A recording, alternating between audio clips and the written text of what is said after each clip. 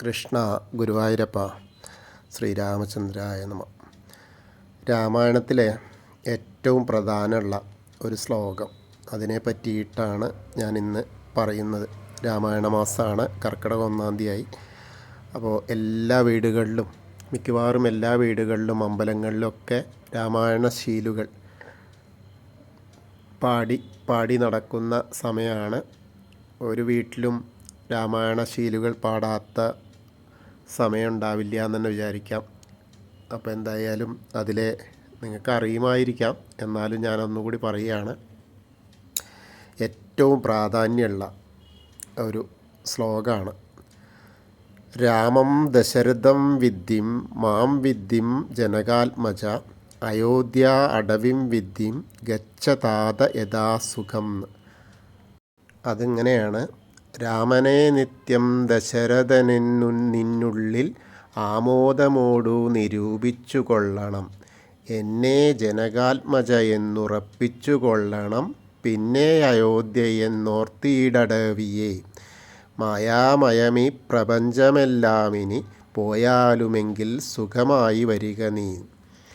ഇത് പറയുന്നത് വനവാസകാലത്ത്, അതായത് കൗസല്യയുടെയും സുമിത്രയുടെയൊക്കെ മക്കളെ, അതായത് ശ്രീരാമചന്ദ്രനെയും ലക്ഷ്മണനെയും അതേപോലെ സീതാദേവീനെയൊക്കെ വനവാസത്തിനയക്കും. ആ വനവാസത്തിനയക്കാൻ, അതിൻ്റെ കഥയൊക്കെ അറിയാലോ, കൈകേയിയുടെ ആ ഒരു കാര്യത്തിൽ അങ്ങനെ വനവാസത്തിന് പോകുന്ന ആ ഒരു സമയത്ത് സുമിത്ര തൻ്റെ മകനായ ലക്ഷ്മണനോട് പറയുന്നതാണ് ഈ കഥാസന്ദർഭം. അതായത് രാമനെ നിത്യം ദശരഥനെ പോലെ, അതായത് ശ്രീരാമചന്ദ്രനെ സ്വന്തം പിതാവായ ദശരഥനെ പോലെ നിൻ്റെ ഉള്ളിൽ വിളക്കണം. അതായത് നിൻ്റെ ഉള്ളിൽ എപ്പോഴും ആ ഒരു ചിന്ത ഉണ്ടാവണം. അച്ഛൻ പറയുന്നത് പോലെ ഏട്ടനെ കേൾക്കണം എന്നാണ്. ആമോദമോടെ നിരൂപിച്ചു കൊള്ളണം. അതായത് വളരെ സന്തോഷത്തോടു കൂടിയിട്ട് രാമനെ ദശരഥനാണെന്ന് ഉള്ളിൽ അങ്ങനെ മനസ്സിൽ വിചാരിച്ചു കൊണ്ടേയിരിക്കണം. പിന്നെ എന്നെ, അതായത് സുമിത്രാദേവിയെ, ജനകാത്മജ, ജനകൻ്റെ പുത്രിയായ സീതാദേവിയെ, ആ സീതാദേവി, ജനകൻ്റെ പുത്രിയായ സീതാദേവിയെ സുമിത്രയാണെന്ന്, അതായത് സ്വന്തം മാതാവായ സുമിത്രയാണെന്ന് അങ്ങനെ വിചാരിക്കണമെന്ന്. പിന്നെ അയോധ്യയാണ്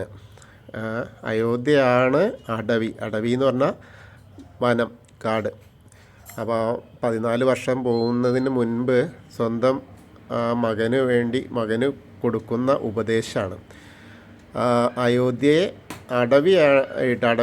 അയോധ്യയായിട്ട് കരുതണം, അതായത് സ്വന്തം രാജ്യമായിട്ട് കരുതണം.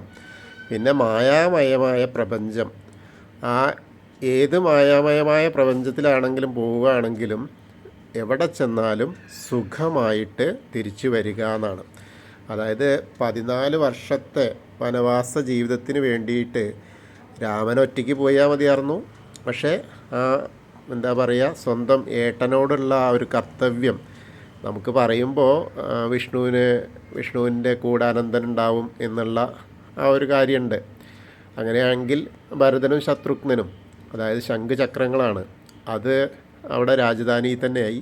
ബാക്കി അനന്തനാണ് കൂടെ പോയത്. ഏത് സമയത്തും കൂടെ ഉണ്ടാവുന്ന അനന്തനായിട്ടാണ് ആ ലക്ഷ്മണൻ.